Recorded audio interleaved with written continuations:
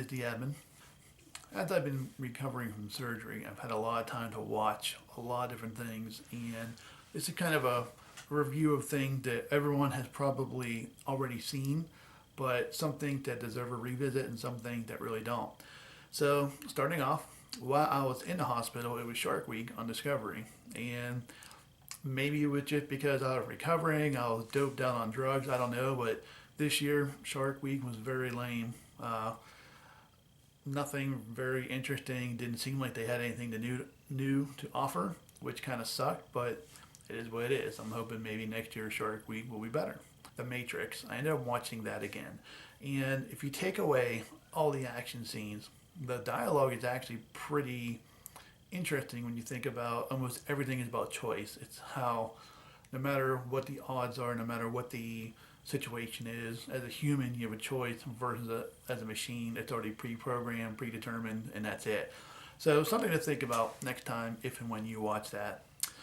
Indiana Jones. I actually watched The Crystal Skull again. I forced myself to watch it, and yes, we all know that's the worst one of all of them. But it seemed to have gotten a little bit better.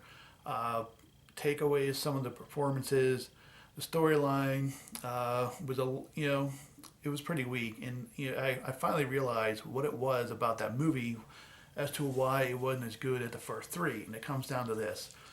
If you remember, to get to the end, there was some guy that they had to take along that knew the pathway to get there, and some other dude that was just kind of trailing along. Well, in the other three, Indiana Jones, it was Indiana Jones who was doing all the work. He was the one who knew what to do. I mean, Indiana Jones, he's the man. He's the one that does it, not some spaced out dude that looks like he's totally whacked out who somehow knows how to use the crystal skull to solve everything. So I think it finally realized for me that was why that one does not do so well in my mind, because Indiana Jones is the hero, not this other dude.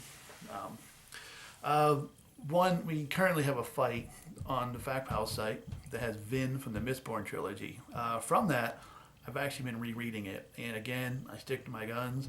It is easily by far the best fantasy trilogy series that I've read. Sanderson actually has a new one called The Way of King, which is actually really good. It's only on book 2 right now.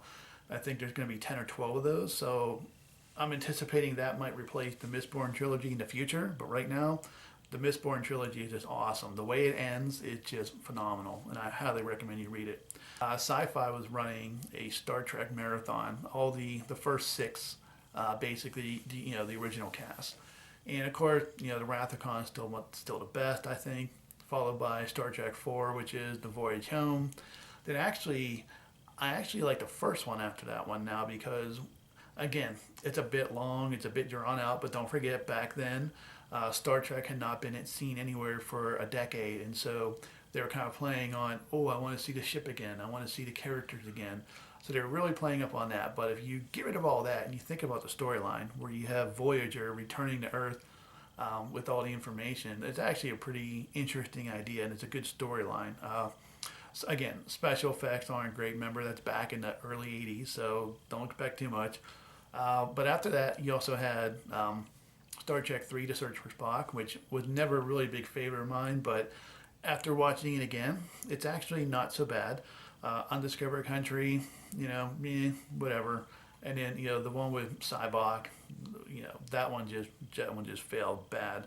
But definitely, it was definitely good to watch those again. Cosmos, the new version with Neil deGrasse Tyson. It was on Netflix. There's only 13 episodes in total. Each one's about 40 minutes or so. I had watched the original Cosmos with Carl Sagan way back when I was a kid, and it was nice to see it get an update. It's nice to see it get the new technology, new information applied to it, and it's a great series. You got to watch it. Again, it's on Netflix. No excuse not to see it and get your geek cred up. Then the one night, it must have been a Tom Hanks marathon, because they had the Forrest Gump, they had some of the other ones, but 2 movies of his I'd never seen before: Catch Me If You Can and The Terminal.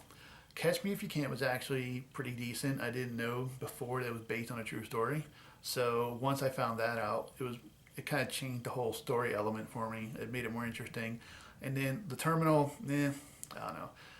I know as an actor, people like to stretch their typical role, but that was just too much for me. You know, Tom Hanks playing some obviously European-based country that no longer exists, sounded like a blend of Czechoslovakia and Russian.